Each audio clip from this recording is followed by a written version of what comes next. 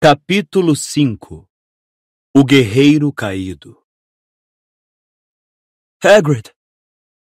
Harry lutou para levantar-se dos destroços de metal e couro que o cercavam. Suas mãos afundaram em centímetros de água lamacenta quando tentou ficar de pé. Não conseguia entender aonde fora Voldemort e esperava, a qualquer momento, vê-lo descer da escuridão. Alguma coisa quente e molhada escorria-lhe do queixo e da testa. Ele se arrastou para fora do laguinho e cambaleou até a grande massa escura no chão, que era Hagrid. Hagrid! Hagrid, fala comigo! Mas a massa escura não se mexeu. Quem está aí? É o Potter! Você é Harry Potter! Harry não reconheceu a voz do homem. Então uma mulher gritou. Eles sofreram um acidente, Ted! Caíram no jardim! A cabeça de Harry estava rodando. Hagrid! Repetiu abobado e seus joelhos cederam. Quando voltou a si, estava deitado de costas no que lhe pareciam almofadas, com uma sensação de queimação nas costelas e no braço direito. Seu dente partido rebrotara. A cicatriz na testa ainda latejava. Hagrid! Harry abriu os olhos e viu que estava deitado em um sofá, em uma sala iluminada e desconhecida. Sua mochila estava no chão a uma pequena distância, molhada e suja de lama.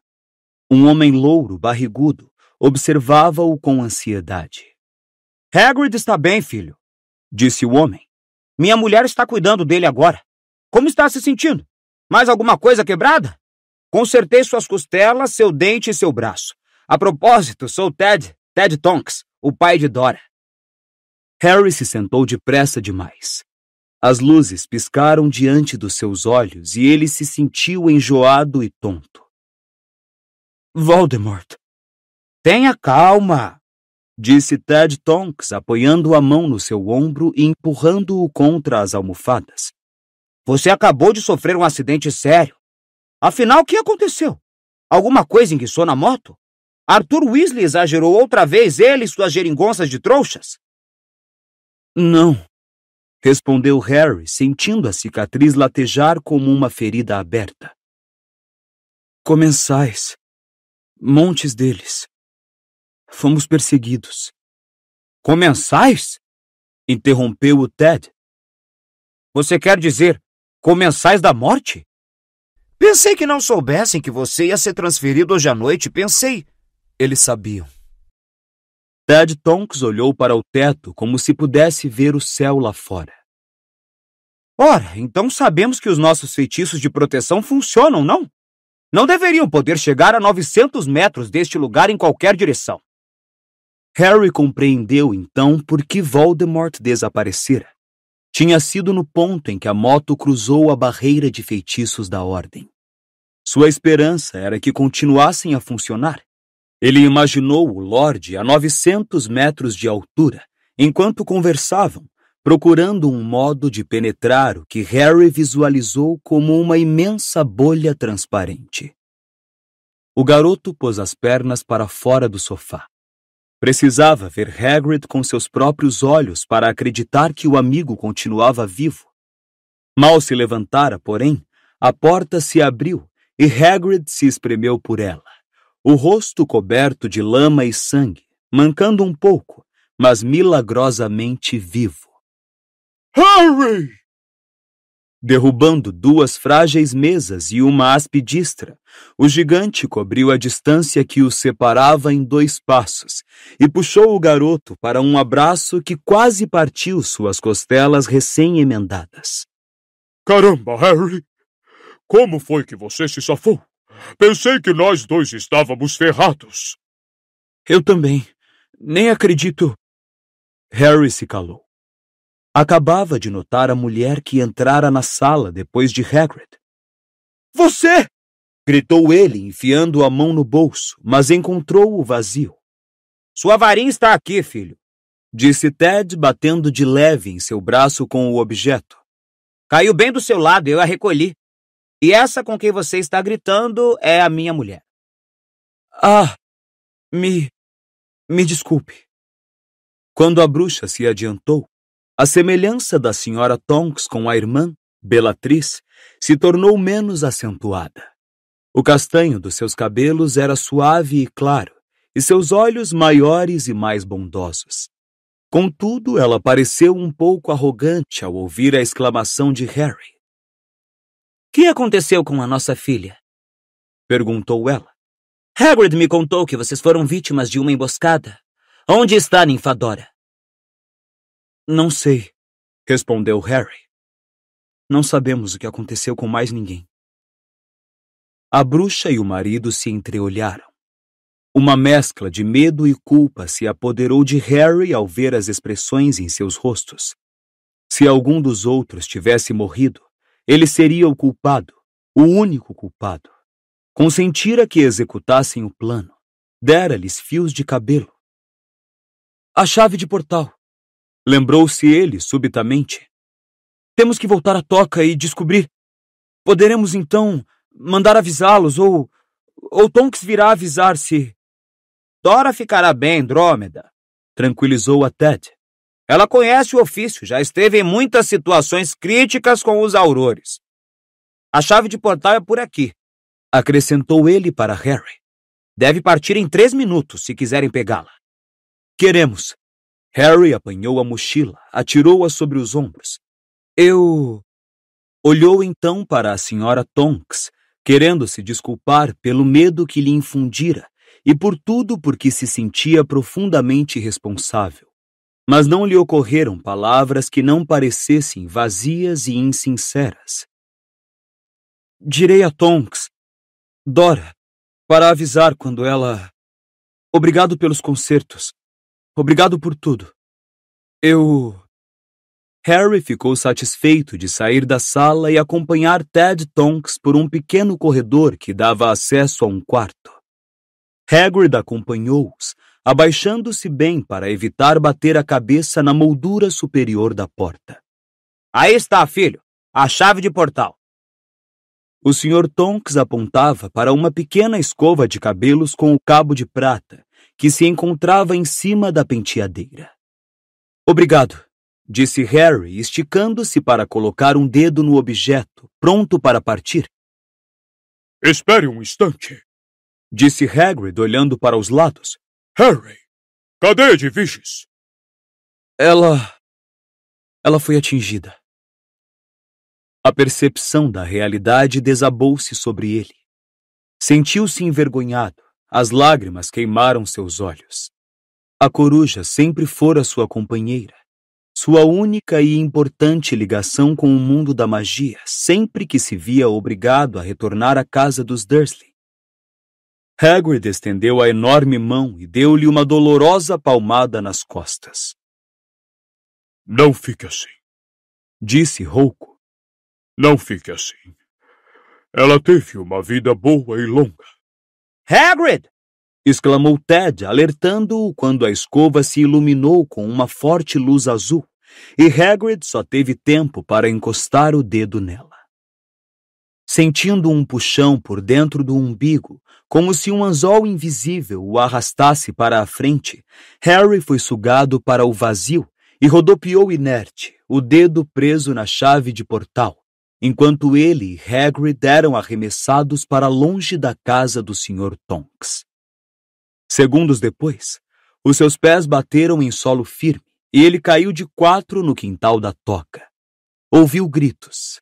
Atirando para um lado a escova que já não luzia, Harry se ergueu um pouco tonto e viu a senhora Weasley e Gina descerem correndo a escada da entrada dos fundos enquanto Hagrid, que também desmontara a chegada, levantava-se com dificuldade do chão.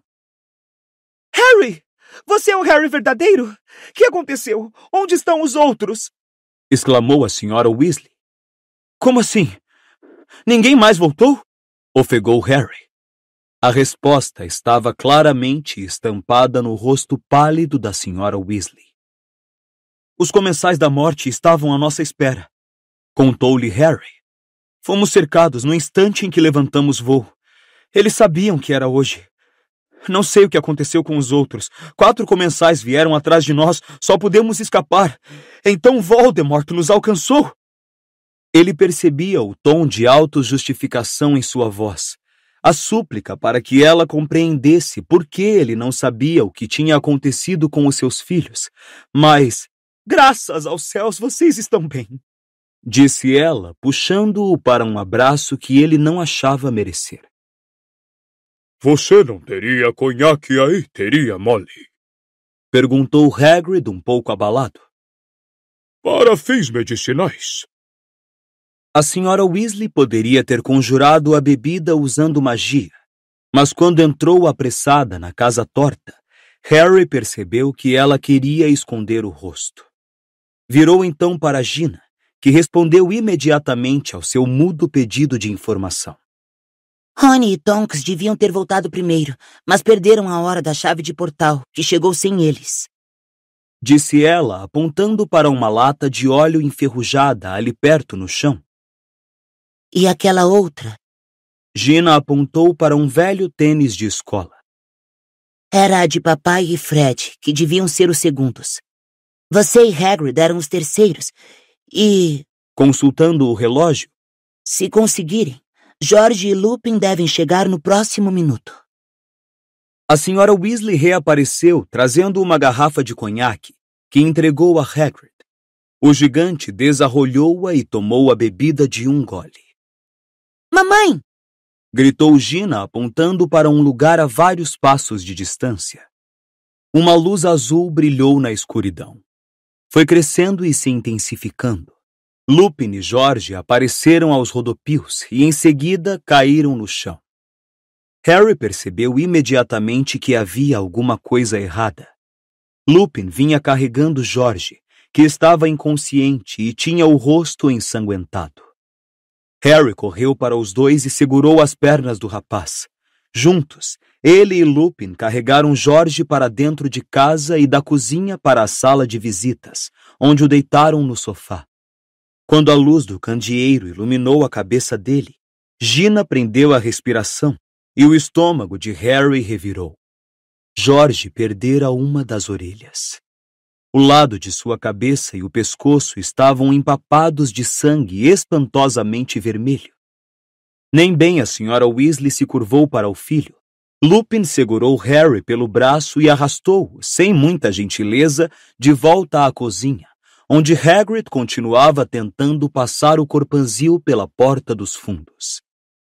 Ei! Exclamou Hagrid indignado. Solte ele! Solte o braço de Harry! Lupin não lhe deu atenção. Que criatura estava em um canto na primeira vez que Harry Potter visitou o meu escritório em Hogwarts? Perguntou ele, dando uma sacudidela no garoto. Responda! Um Grindelow em um tanque, não era? Lupin soltou Harry e recuou de encontro ao armário da cozinha. Que foi isso? Rugiu Hagrid. Desculpe, Harry, mas eu precisava verificar. Disse Lupin tenso. Fomos traídos. Voldemort sabia que íamos transferir você hoje à noite, e as únicas pessoas que poderiam ter lhe contado estavam participando diretamente do plano. Você poderia ser um impostor. Então por que não está me testando? Arquejou Hagrid, ainda lutando para passar pela porta. Você é meio gigante. Respondeu Lupin, erguendo os olhos para Hagrid. A poção polissuco foi concebida apenas para uso humano.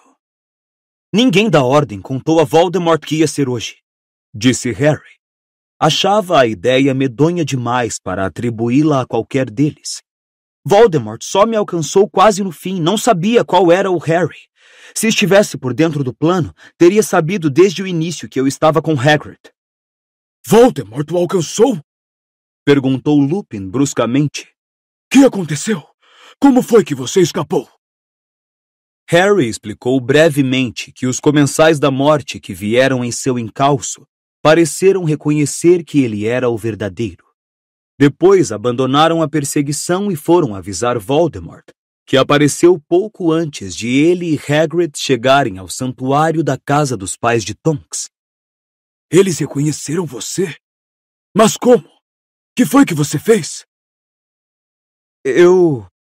Harry tentou lembrar-se. A viagem toda parecia-lhe um borrão de pânico e confusão. Eu vi Lalaushun Pike, sabe, o condutor do Noitibus, e tentei desarmá-lo em vez de... Bem, ele não sabe o que faz, não é? Deve estar sob o efeito de uma maldição impérios. Lupin se horrorizou. Harry, o tempo de desarmar alguém já acabou.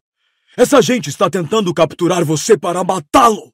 Pelo menos estupore se não está preparado para matar. Estávamos a grande altitude. Lalau não estava normal, e se fosse estuporado, teria caído e morrido, como se eu tivesse usado o Avada Kedavra. O Expelliarmus me salvou de Voldemort 2 anos atrás. Acrescentou Harry em tom de desafio. Lupin estava lhe lembrando o desdenhoso Zacarias Smith da Lufa-Lufa, que debochara de Harry por ter querido ensinar a armada de Dumbledore a desarmar.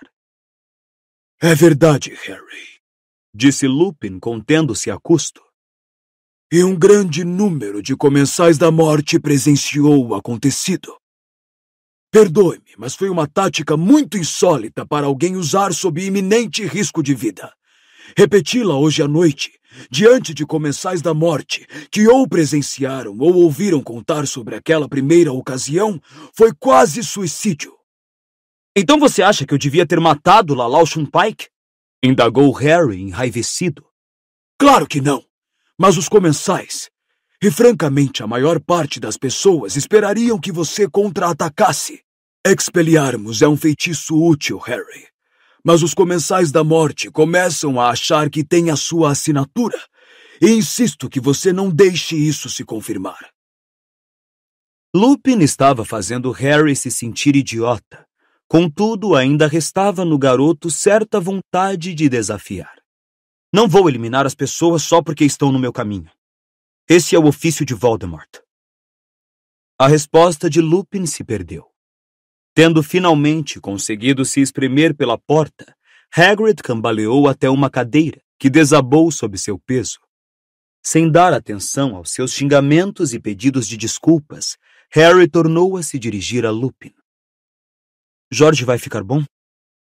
Toda a frustração de Lupin com relação a Harry pareceu se esgotar ao ouvir a pergunta. Acho que sim, embora não haja possibilidade de se recompor a orelha. Não quando foi decepada com um feitiço. Ouviram passos do lado de fora. Lupin precipitou-se para a porta. Harry pulou por cima das pernas de Hagrid e correu para o quintal. 2 vultos tinham se materializado ali, e ao correr ao seu encontro, Harry percebeu que eram Hermione, agora retomando sua aparência normal, e Kingsley, ambos agarrados a um cabide de casacos amassado. Hermione atirou-se nos braços de Harry, mas Kingsley não demonstrou prazer algum ao vê-los. Por cima do ombro de Hermione, Harry o viu erguer a varinha e apontá-la para o peito de Lupin. Quais foram as últimas palavras de Alvo Dumbledore para nós 2? Harry é a melhor esperança que temos. Confie nele. Respondeu Lupin calmamente. Kingsley apontou a varinha para Harry, mas Lupin disse: É ele mesmo, já verifiquei. Tudo bem, tudo bem. Concluiu Kingsley guardando a varinha sob a capa. Mas alguém nos traiu. Eles sabiam que era hoje à noite. É o que parece, replicou Lupin. Mas aparentemente não sabiam que haveria 7 Harrys. Grande consolo, rosnou Kingsley. Quem mais voltou? Só Harry, Hagrid, Jorge e eu. Hermione abafou um gemido com a mão. Que aconteceu com você? Lupin perguntou a Kingsley. Fui seguido por 5, feri 2. Talvez tenha matado 1. Enumerou o Auror. E vimos você sabe quem. Ele se juntou aos comensais mais ou menos no meio da perseguição, mas desapareceu em seguida. Remo. Ele é capaz de... voar, completou Harry. Eu o vi também. Veio atrás de mim e Hagrid. Então foi por isso que sumiu. Para seguir você. Concluiu Kingsley. Não consegui entender por que tinha desistido. Mas o que o levou a mudar de alvo? Harry foi bondoso demais com Lalau Shumpike, disse Lupin. Lalau? Repetiu Hermione. Pensei que ele estava em Azkaban, não? Kingsley deu uma risada sem graça. Obviamente, Hermione, houve uma fuga em massa que o Ministério abafou. O capuz de Travers caiu quando eu o amaldiçoei. Ele deveria estar preso também. Mas o que aconteceu com você, Remo? Onde está Jorge? Perdeu uma orelha, informou o Lupin. Perdeu uma... Repetiu Hermione com a voz esganiçada. Obra de Snape, disse Lupin. Snape? Gritou Harry. Você não disse... Ele perdeu o capuz durante a perseguição. O Sectum Sempra sempre foi uma especialidade de Snape. Eu gostaria de poder dizer que lhe paguei na mesma moeda, mas pude apenas manter Jorge montado na vassoura depois que foi ferido. Estava perdendo muito sangue. O silêncio se abateu sobre os quatro ao erguerem os olhos para o céu. Não havia sinal de movimento. As estrelas retribuíram seu olhar sem piscar, indiferentes, sem sombra de amigos em voo. Onde estava Rony? Onde estavam Fred e o Sr. Weasley? Onde estavam Guy, Flor, Tonks, Olho Tonto e Mundungo? Harry, me ajuda aqui. Chamou Hagrid rouco da porta na qual tornara a se entalar. Feliz de ter o que fazer, Harry empurrou-o e depois atravessou a cozinha para voltar à sala de visitas, onde a Sra. Weasley e Gina ainda cuidavam de Jorge. A Sra. Weasley estancara a hemorragia, e à luz do candeeiro, Harry viu um buraco aberto onde antes havia uma orelha. Como está ele? A Sra. Weasley se virou para responder. Não posso recompor uma orelha que foi decepada por artes das trevas. Mas poderia ter sido muito pior. Ele está vivo. Graças a Deus, disse Harry. Ouvi a voz de mais alguém no quintal? Perguntou Gina. Hermione e Kingsley. Felizmente, sussurrou Gina. Os dois se entreolharam. Harry teve vontade de abraçá-la, não largá-la mais. Nem se importava que a Sra. Weasley estivesse presente. Mas antes que pudesse dar vazão a esse impulso, ouviram um grande estrondo na cozinha. Vou provar quem sou, Kingsley, depois que vir o meu filho. Agora saia da frente se sabe o que é bom para você.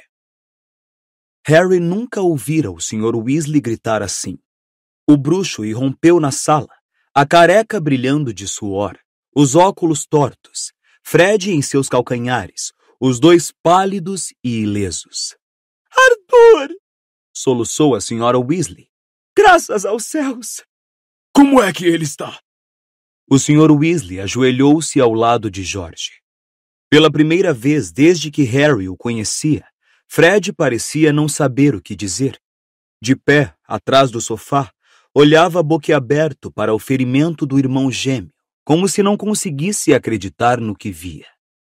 Despertado talvez pelo barulho da chegada de Fred e do pai, Jorge se mexeu. Como está se sentindo, Jorginho? Sussurrou a Sra. Weasley. O rapaz levou os dedos ao lado da cabeça. Mouco, murmurou. Que é que ele tem? Perguntou Fred lugubremente, com um ar aterrorizado. A perda afetou o cérebro dele?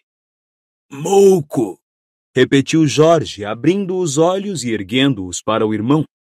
Entende? Surdo e oco, Fred, sacou? A Sra. Weasley soluçou mais forte que nunca. A cor inundou o rosto pálido de Fred. Patético, respondeu Fred ao irmão. Patético. Com um mundo de piadas sobre ouvidos para escolher, você me sai com mouco. Ah, bem, disse Jorge, sorrindo para a mãe debulhada em lágrimas. Agora você vai poder distinguir quem é quem, mamãe. Ele olhou para os lados. Oi, Harry. Você é o Harry, certo? Sou, respondeu Harry, aproximando-se do sofá. Bom, pelo menos você voltou inteiro, comentou Jorge. Por que Rony e Guy não estão rodeando o meu leito de enfermo? Ainda não voltaram, Jorge, disse a Sra. Weasley. O sorriso de George desapareceu. Harry olhou para Gina e fez sinal para que o acompanhasse ao quintal. Ao passarem pela cozinha, a garota comentou em voz baixa. Rony e Tonks já deviam ter voltado. A viagem não era demorada. A casa de tia Muriel não é tão longe daqui. Harry não respondeu. Desde que chegara à toca, tinha procurado afastar o medo, mas agora o sentimento o envolveu. Pareceu deslizar por sua pele, vibrar em seu peito, obstruir sua garganta. Quando desceram os degraus para o quintal escuro, Gina segurou sua mão. Kingsley estava dando grandes passadas para lá e para cá, olhando para o céu cada vez que completava uma volta. Harry se lembrou do tio Walter fazendo o mesmo na sala de estar há milhões de anos. Hagrid, Hermione e Lupin se achavam parados ombro a ombro, contemplando o céu em silêncio. Nenhum deles se virou quando Harry e Gina se uniram à sua muda vigília. Os minutos se prolongaram como se fossem anos. O mais leve sopro de vento os sobressaltava e os fazia virar para o arbusto ou árvore que farfalhava, na esperança de que algum membro da ordem, ainda ausente, saltasse ileso da folhagem. Então, uma vassoura se materializou diretamente sobre eles e, como um raio, foi em direção ao chão. São eles! Gritou Hermione. Tonks fez uma longa derrapagem que levantou terra e pedras para todo lado. Remo! Gritou ela ao descer entorpecida da vassoura para os braços de Lupin. O rosto do marido estava sério e pálido. Parecia incapaz de falar. Rony desmontou tonto e saiu aos tropeços ao encontro de Harry e Hermione. Você está bem, murmurou ele antes de Hermione se precipitar para ele e abraçá-lo com força. Pensei. Tô inteiro, disse Rony, dando-lhe palmadinhas nas costas. Tô inteiro. Rony foi o máximo, comentou Tonks calorosamente, soltando Lupin. Fantástico. Estuporou um dos comensais da morte direto na cabeça. E olha que quando se está mirando um alvo móvel montado em uma vassoura... Você fez isso? Perguntou Hermione, olhando para Rony ainda com os braços em seu pescoço. Sempre o tom de surpresa, disse o garoto se desvencilhando, rabugento. Somos os últimos a chegar? Não, disse Gina. Ainda estamos esperando Guy, Fleur e Olho Tonto e Mundungo. Vou avisar mamãe e papai de que você está bem, Rony. Ela correu para dentro de casa.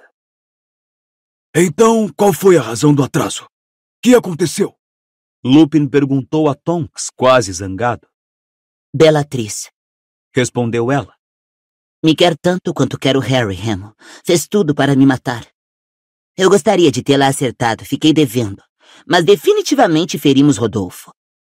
Então chegamos à casa da tia de Rony, Muriel, onde perdemos a nossa chave de portal e ela ficou nos paparicando. Um músculo tremia no queixo de Lupin. Ele assentiu, mas parecia incapaz de dizer qualquer outra coisa. E que aconteceu com vocês? Perguntou Tonks, virando-se para Harry, Hermione e Kingsley.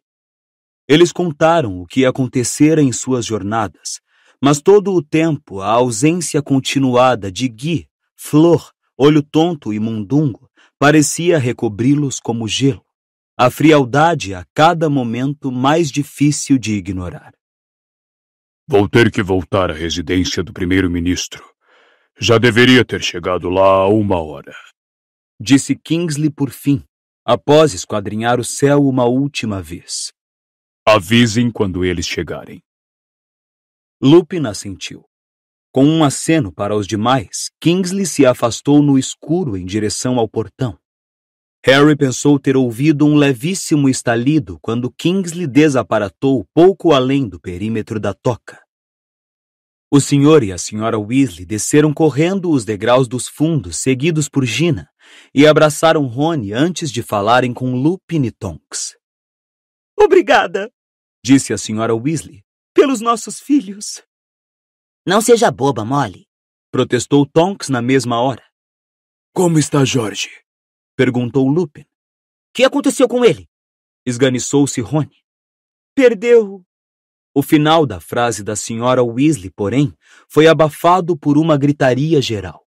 Um testralho acabara de surgir no céu e aterrissar a pouca distância do grupo. Guy e Flor desceram do animal, descabelados pelo vento, mas ilesos. Gui! Graças a Deus! Graças a Deus! A senhora Weasley se adiantou para o casal, mas o abraço que Guy lhe concedeu foi superficial. Olhando diretamente para o pai, comunicou. Olho Tonto morreu. Ninguém falou. Ninguém se mexeu. Harry sentiu que alguma coisa dentro dele estava caindo, atravessando a terra, deixando-o para sempre. Vimos acontecer. Continuou Guy. Flor confirmou com a cabeça, lágrimas brilhantes escorrendo por suas faces à claridade da janela da cozinha. Foi logo depois que rompemos o cerco. Olho Tonto e Dunga estavam perto de nós, rumando também para o norte. Voldemort, que é capaz de voar, partiu direto para cima deles. Dunga entrou em pânico, ouviu-o gritar. Olho Tonto tentou fazê-lo parar, mas ele desaparatou. A maldição de Voldemort atingiu Olho Tonto em cheio no rosto.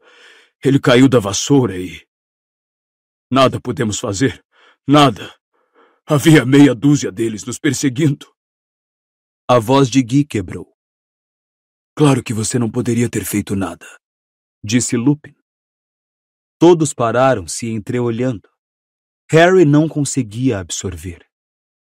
Olho Tonto morto. Não podia ser. Olho Tonto, tão resistente, tão corajoso, um perfeito sobrevivente. Por fim, as pessoas começaram a compreender, embora ninguém falasse, que não havia mais razão para continuar aguardando no quintal. E em silêncio, eles acompanharam o senhor e a senhora Weasley de volta à casa e à sala de visitas, onde Fred e George riam juntos. O que aconteceu? Perguntou Fred, vendo os rostos das pessoas à medida que entravam. O que aconteceu? Quem? Olho Tonto, disse o senhor Weasley. Morto. As risadas dos gêmeos se transformaram em caretas de sobressalto. Ninguém parecia saber o que fazer. Tonks chorava silenciosamente, levando o lenço ao rosto. Harry sabia que ela fora muito chegada a Olho Tonto, sua aluna favorita e protegida no Ministério da Magia. Hagrid, que se sentara no chão a um canto mais espaçoso, enxugava os olhos com um lenço do tamanho de uma toalha de mesa. Guy foi ao aparador e apanhou uma garrafa de uísque de fogo e alguns copos. Peguem, disse ele, e com um aceno da varinha lançou no ar 12 copos cheios, um para cada pessoa, mantendo o 13º no ar. A Olho Tonto. A Olho Tonto, disseram todos e beberam. A Olho Tonto, secundou Hagrid, atrasado com um soluço. O uísque de fogo queimou a garganta de Harry. Deu a impressão de instilar sentimento, dissipar a insensibilidade e a sensação de irrealidade, despertar nele algo semelhante à coragem. Então Mundungo desapareceu, disse Lupin, que bebera todo o uísque de um gole. Houve uma mudança instantânea na atmosfera. Todos pareceram se tensionar e observar Lupin, dando a Harry a impressão de que desejavam que ele continuasse a falar e, ao mesmo tempo, receavam o que poderiam ouvir. Sei o que está pensando, disse Guy. E me ocorreu o mesmo pensamento quando estava voltando para cá, porque eles pareciam estar nos esperando, não é? Mas Mundungo não poderia ter nos traído. Eles não sabiam que haveria 7 Harry. Isto os confundiu no instante em que aparecemos. E caso tenham esquecido, foi Mundungo que sugeriu esse pequeno ardil. Por que omitiria esse ponto essencial para os comensais? Acho que Dunga entrou em pânico, foi só. Primeiro não queria ir, mas Olho Tonto o obrigou. E você sabe quem investiu direto contra os dois? Isto é suficiente para fazer qualquer um entrar em pânico. Você sabe quem agiu exatamente como Olho Tonto previu? disse Tonks fungando.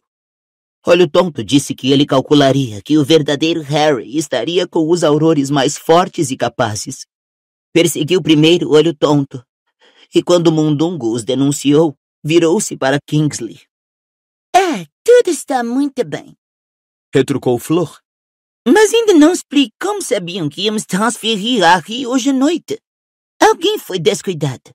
Alguém deixou escapar a data para Runstein. É a única explicação para eles conhecerem a data, mas não o plano todo.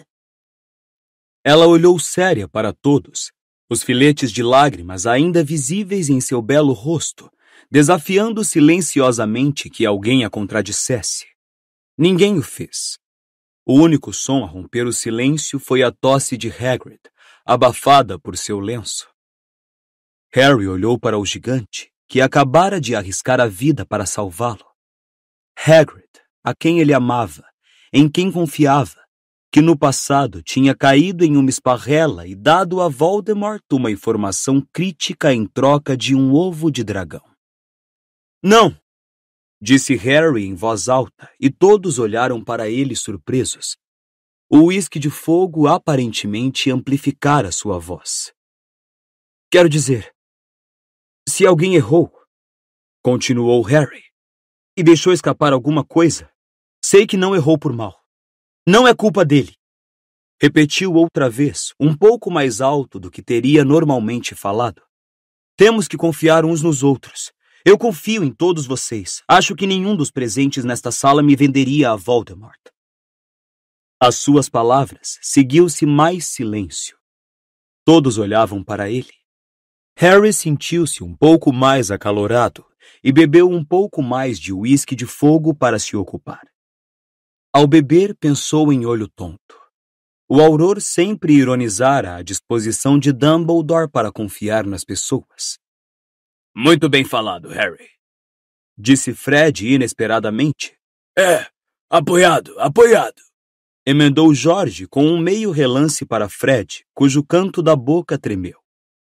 Lupin tinha uma estranha expressão no rosto quando olhou para Harry. Beirava a piedade. Você acha que sou tolo? Perguntou-lhe Harry.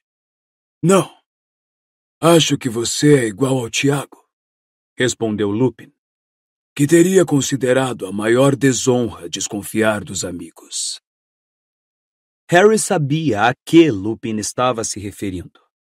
Que seu pai fora traído pelo amigo Pedro Pettigrew. Sentiu-se irracionalmente irritado. Queria discutir, mas Lupin lhe deu as costas, descansou o copo em uma mesinha lateral e se dirigiu a Guy. Temos trabalho a fazer. Posso perguntar a Kingsley se... Não! Guy o interrompeu. Eu farei. Eu irei. Aonde estão indo? Aonde estão indo? Perguntaram Tonks e Flor ao mesmo tempo. O corpo de Olho Tonto, explicou Lupin. Precisamos resgatá-lo. Não podem... Começou a senhora Weasley, lançando um olhar suplicante a Guy. Esperar? Perguntou Guy. Não, a não ser que a senhora prefira que os comensais da morte o levem. Todos se calaram. Lupin e Guy se despediram e saíram. Os que tinham ficado agora se sentaram. Todos exceto Harry, que continuou de pé. A repentinidade e completude da morte dominava a atmosfera da sala como uma presença. Eu tenho que ir também, anunciou Harry. 10 pares de olhos assustados o olharam.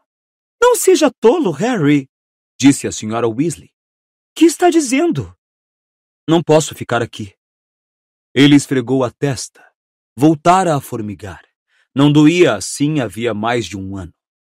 Todos vocês correm perigo enquanto eu estiver aqui. Não quero... Mas não seja tolo! Protestou a senhora Weasley. A razão do que fizemos hoje à noite foi para trazê-lo para cá em segurança. E graças aos céus conseguimos. Flor concordou em casar aqui em vez de na França. Já providenciamos tudo para que possamos ficar juntos e cuidar de você. Ela não compreendia.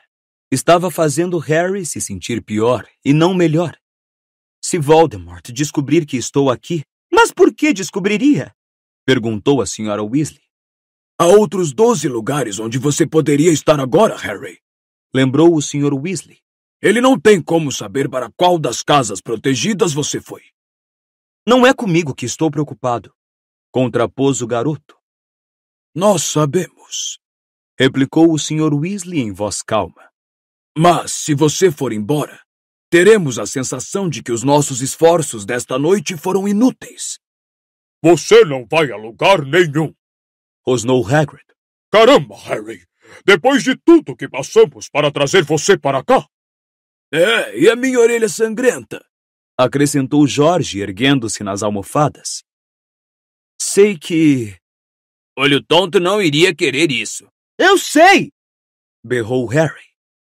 Ele se sentiu pressionado e chantageado. Será que pensavam que ignorava o que tinham feito por ele? Não compreendiam que essa era exatamente a razão por que queria partir, antes que sofressem mais por sua causa? Houve um longo silêncio de constrangimento, em que sua cicatriz continuou a formigar e a latejar, e que foi, por fim, rompido pela Sra. Weasley. Onde está Edviges, Harry? Perguntou ela, querendo agradá-lo. Podemos colocá-la com pichitinho e lhe dar alguma coisa para comer? As entranhas dele se contraíram como um punho. Não podia contar a verdade. Bebeu o resto do uísque de fogo para evitar responder. Espere até espalharem que você conseguiu novamente, Harry, disse Hagrid. Escapou dele. O repeliu quando estava em cima de você. Não fui eu, negou Harry categoricamente. Foi a minha varinha. Minha varinha agiu sozinha. Passados alguns momentos, Hermione argumentou gentilmente. Mas isso é impossível, Harry. Você quer dizer que usou a magia sem querer. Reagiu instintivamente. Não, respondeu Harry. A moto estava caindo. Eu não saberia onde estava Voldemort, mas a minha varinha rodou a minha mão, localizou-o e disparou um feitiço. E não foi um feitiço que eu conhecesse. Nunca fiz aparecer labaredas douradas antes. Muitas vezes, disse o Sr. Weasley, quando o bruxo está em uma situação crítica, é possível ele produzir feitiços com que nunca sonhou. Isso acontece muitas vezes com as crianças antes de terem estudado. Não foi assim, retrucou Harry com os dentes cerrados. Sua cicatriz estava queimando. Ele sentia raiva e frustração. Odiava a ideia de que o imaginassem dotado de um poder equiparável ao de Voldemort. Todos se calaram. Harry sabia que não estavam acreditando nele. Agora, porém, lhe ocorria que nunca ouvira falar de uma varinha que fizesse gestos de magia por conta própria. Sua cicatriz queimava barbaramente. Só havia uma coisa que podia fazer para não gemer alto. Murmurando que ia tomar ar fresco, pousou o copo na mesa e saiu da sala. Ao atravessar o quintal escuro, o grande testralho ossudo ergueu a cabeça, moveu as enormes asas de morcego, depois continuou a pastar. Harry parou diante do portão que abria para o jardim e se pôs a contemplar as plantas excessivamente crescidas, esfregando a testa latejante e pensando em Dumbledore. Dumbledore teria acreditado. Disso ele tinha certeza. Dumbledore teria sabido como e por que sua varinha agira sem que a comandasse, porque Dumbledore sempre tinha as respostas. Conhecia tudo sobre varinhas. Explicara a Harry a estranha ligação que existia entre a sua varinha e a de Voldemort. Mas Dumbledore, tal como o Olho Tonto, como Sirius, como seus pais, como sua pobre coruja, todos tinham partido para um lugar em que Harry não poderia mais falar com eles. Sentiu, então, uma ardência na garganta que não tinha qualquer relação com o uísque de fogo. E sem saber como, a dor em sua cicatriz atingiu o auge. Ao apertar a testa e fechar os olhos, uma voz gritou em sua cabeça. Você me disse que o problema se resolveria usando a varinha de outro bruxo. E em sua mente irrompeu a visão de um velho emaciado, coberto de trapos sobre um piso de pedra, gritando, Um grito longo e terrível. Um grito de insuportável agonia. Não! Não! Eu lhe suplico! Eu lhe suplico! Você mentiu para Lord Voldemort, Olivaras! Não menti! Juro que não! Você quis ajudar Potter, ajudá-lo a escapar de mim. Juro que não! Acreditei que uma varinha diferente funcionaria. Explique então o que aconteceu. A varinha de Lúcio foi destruída. Não consigo entender. A ligação existe apenas entre as duas varinhas. Mentiras! Por favor, eu lhe suplico. E Harry viu a mão branca erguer a varinha e sentiu a raiva maligna de Voldemort. Viu o frágil velho no chão se contorcer de agonia. Harry? A visão terminou tão depressa quanto surgira. Harry ficou tremendo no escuro, agarrado ao portão do jardim, o coração disparado, a cicatriz coçando. Decorreram vários segundos até ele perceber que Rony e Hermione estavam ao seu lado. Harry, volte para dentro de casa, Sussurrou Hermione. Você não está pensando em ir embora mesmo, está? Você tem que ficar, cara, Disse Rony batendo em suas costas.